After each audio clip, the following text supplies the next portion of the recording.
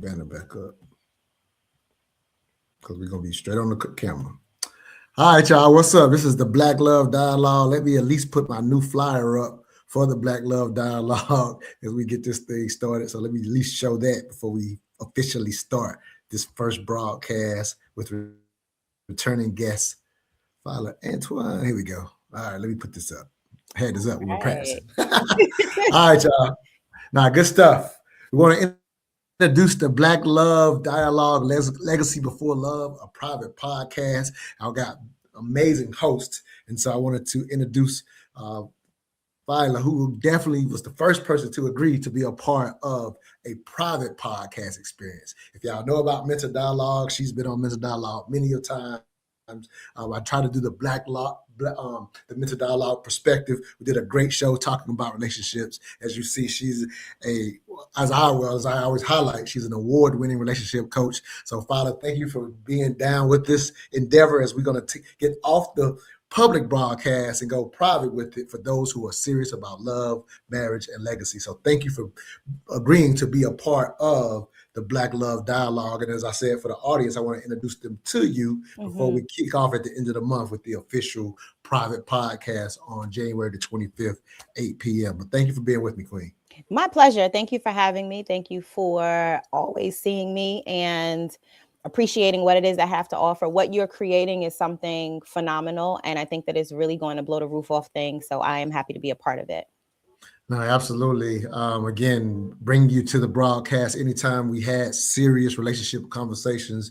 I just wanted to highlight, personally and tell you why I chose you, because I've always vetted anybody I even would bring to Mental Dialogue. We did that podcast audio only for 8 years, right? And so on social media, it's a lot of relationship coaches to follow. So I don't know how I came across you originally, but amongst all the ones I was following, I was like, man, Fila makes the most sense for current times, right?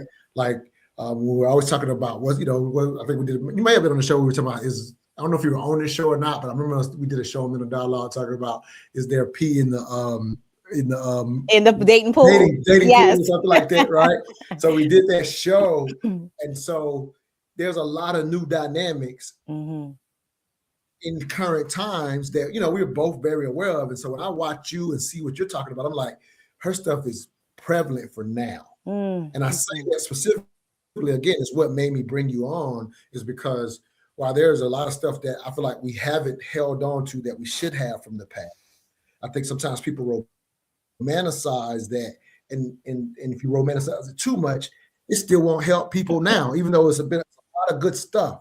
And so when I look at you, and I'm not surprised that you're an award-winning relationship coach, because you seem, in my opinion, you seem to best mesh traditionally, still make sense with how to navigate it in current times. And you also, in my opinion, also seem to understand, in a sense, what those of us who are, I'm engaged now, whatever, but I've been in a dating pool for all these years, if you will. But you also seem to understand what those of us at the dating pool don't know or don't understand. That's what I would, in my opinion, when I go to my elders, they're not understanding what we don't understand. I feel like that's what made you stand out to me. So I wanted to say, I love that. I appreciate that. Thank you. Yeah, I've never said that to you.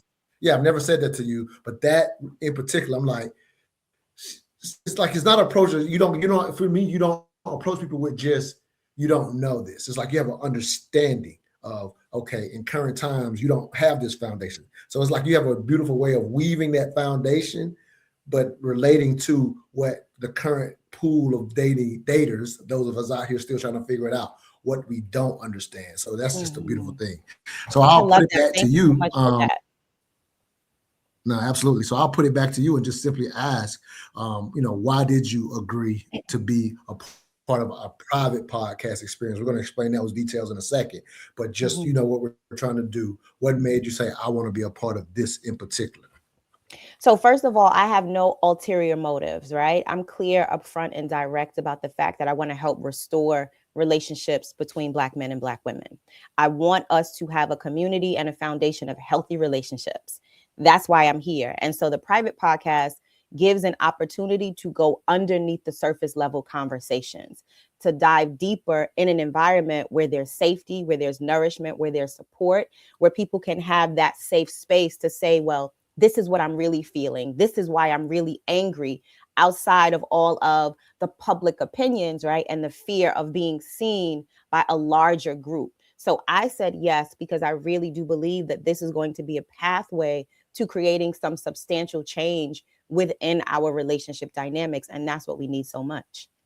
Well, again, I appreciate you for being a part of it. And to explain the private podcast, we're going to get anybody that sees this, we're going to give you an example of what we're going to be doing here in a second. But just to give even details behind the private podcast, when you mention the safe space, it's a term that's thrown around a lot, right? Mm-hmm. And a lot of people are doing it. So it's nothing against that. But even though we're calling it a private podcast, the way we're doing it, you will be invited.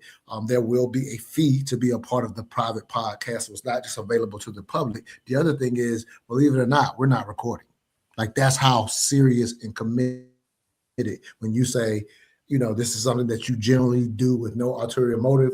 That's how sincere we are about getting people and giving them a space to have the opportunity to talk to people like yourself and some of the other co-hosts that we have who help people currently. All of y'all individually help people build up their marriages specifically for our community. So we're bringing people like yourself that are committed to helping our community from a sincere space, and actually at a relatively low price if you think about it, to get access to people like you. But we're not even recording it, even though we're calling it a podcast. So you can't get any safer than that. When we get, like you said, get below these surface level conversations to allow people to say, hey, here's my situation, if they choose to. Well, we're going to, give them a lot of good guidance, regardless of whether they choose. You can just sit back and enjoy it and listen and learn from people like yourself. So it's going to be a different opportunity than, we're not out here trying to get clicks on the internet. That's just keeping it a being.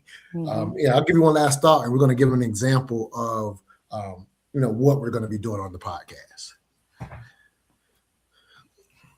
All right, for anybody watching. So basically what happens is you'll be invited to the podcast. If you decide to be a part of the podcast, we'll have people like Fila, and we're going to show some current clips. And we're also going to use this foundational book for the season 1, The Inner Working of Relationships, just to show that out there to everyone. And it really gets into what you individually need to do in the idea of a relationship.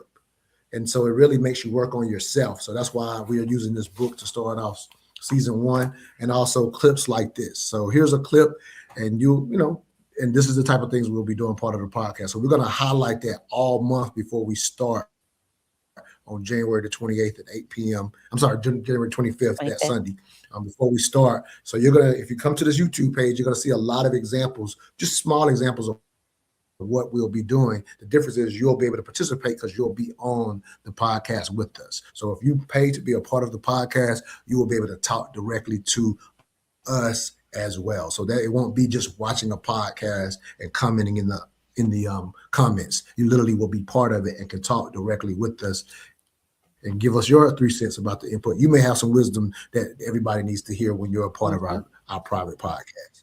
So here's a quick example, and I'll get your thoughts on this one, if you will, Fila, once it's done. Okay. You do not get married because you're in love with someone. You have to be in love with marriage if you're going to get married. A man says to a woman, I'm not the marrying type. I never really thought of marriage. I don't like the idea so much, but you are incredible. You I would marry. Terrible idea and unfair. The entire weight of the relationship is on her. She has to be incredible every day.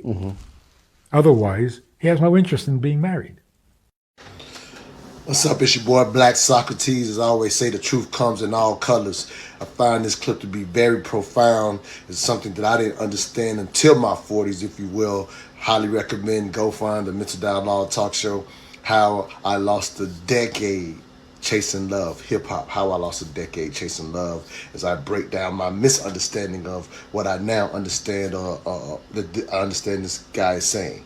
At the end of the day, how many of us have fallen in love with the concept of love, or that he or she is so incredible, and that's been, in a sense, the start, and people went all the way to the the altar just based on that, not understanding marriage and what its purpose really is. We are the first generation to be raised with movies, so we've confused and placed love before legacy, and we have it backwards. It's legacy before love. Marriage is about commitment to family and children. All I ask is that you think.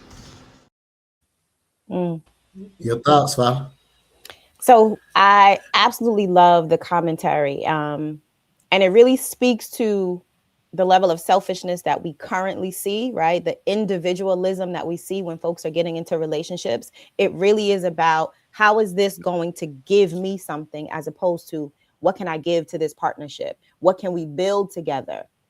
And the idea of marriage as a selfish construct is really modern. And like you said in the clip, it is based on music and movies and media and what's been propagated specifically on the Black community, which is this individualism, this materialism, this gaining only for oneself, where marriage is about building a family, building a community, building a legacy. And I know that there are a lot of women who believe that women only married for security previously. And since we no longer need men for that, that marriage is no longer important. But if you look at the statistics and you look at the mental health crisis that we're having in our communities, and you look at the wealth gap in our communities, then there is a deeper level of conversation for us to have about what the purpose of marriage really is and how we get back in position to create healthy relationships and build stronger marriages so that we can build up a community that can take care of itself. No, absolutely. And I know when I used to say legacy before love, I've been saying it kind of for a number of years. And I'm like, on Mental Dialogue, we do race, sex, and culture. And obviously, I always say for all of the solutions that people may want to talk about economically, politically, and all these areas, I always say all of this for naught if we don't fix the basic relationship between the Black man and Black woman. And so it made me say, you know what, let me now spend full time and create a separate podcast where we focus on that basic foundation. So I love talking about all the other things, but again, all of those things are for naught if we just don't get this basic unit put together in the correct way for the future generations, right? And so I also like to highlight when I say legacy before love, I'm not placing a hierarchy on it. It's just the order of things, right? Because sometimes people, when I first used to say it, they would challenge and say, you don't think love is important? Whatever. And I say, well, as much as I said on that clip, we're the first generation to re-raise with movies. It's kind of like the milk's then spilled out the carton now. So it's no putting love back to where it was 300 years ago, right? Like where it was positioned, because a lot of marriage was based on survivability. As we said, we don't need those type of things no more. So love is out there. Love is a real thing. It just needs to be placed in order.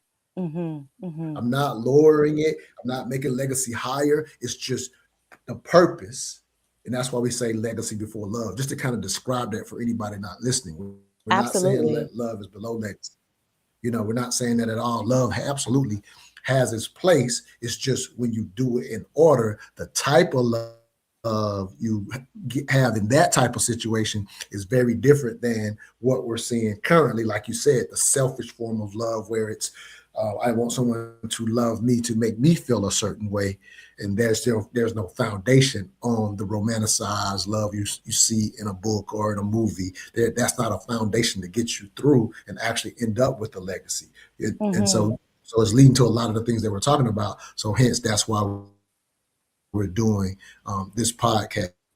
Absolutely. And I would even any more say thoughts that on that, and I'm gonna play one more clip and get you out of here today. Thank you. No, absolutely. But I wanted to just piggyback on that, because when you really think about legacy and love, there's no true love or unconditional love without a legacy of something to hold on to look at, to keep you accountable, to keep you committed, right? I love you because of what we've built together, what we've done together. Before there's any foundational legacy, I like you, I lust after you, I fantasize about you, but that real foundational, true, unconditional love only comes after we have started to build some type of legacy. No, absolutely. It's what make you continue to do it when the day I don't like you today. But I'm still going to do this. I'm still going to do this because we committed to this legacy. That part. Bigger than us, right? It's bigger than Nino Brown. Yeah. Yeah, gonna come back around. We're gonna be back in. Well, right now I don't like you today, but I got you. That part. All right, here's another. Yeah. So again, these are the type of clips that we'll be discussing in addition to this book, Inner Workings of Relationship. It will get us through season 1 of our private podcast experience. But here's another just great clip, and get your thoughts, and we'll get you out of here, Queen. Listen to this. You say duty as a man to provide. Part of that is right. The other part that you're missing is you're not providing for a woman. You're providing a means. So what's the difference? You don't come to my table and I don't come to your table. We create a table. So then what happens with that, when that marriage, is that even if I am here or I'm not here, you know what to do. If all I do is give you the money, and all I do is go out to get the money, and I am not here no more, I am simply. Yes. I need to get you on the table with me so that the table's created, so that no matter what happens, leg is done, I lapse brain, whatever else, you know what to do. Partnership. What that means financially is that you don't bring money and I don't bring money. What it is that whoever can do what we need to do to create an environment where you can make the money. I really wish more men thought this way. Then it's fine. What do you think about what he said? So I love this clip because the 50-50 conversation is one that we both have admitted we're super tired of when we've been on the Mental Dialogue podcast. But I just thought this was a unique clip that could, again, help us go more in depth. And if if anybody watching this sees this, we're going to give you a quick take on it now. But when you become part of the private podcast, we can go deeper. But any thoughts just based on what you saw, Queen? Yeah, so I agree. The 50-50 conversation is just so played out and so tired. And when it comes to provision, we have to completely shift the way we think about it, because right now, because of all the selfishness, it really is simply about financial provision. But there are a lot of women who don't necessarily need a man to provide finances, and they don't know that, right? I may need you to cover me spiritually and bring spiritual provision, mental provision, emotional provision.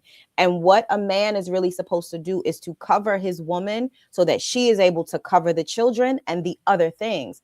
But a woman can only do that when she feels safe, when she's able to be soft. So what a woman may need from a man can be completely different than what the internet is telling us. A man who brings you money and nothing else is not really providing for you.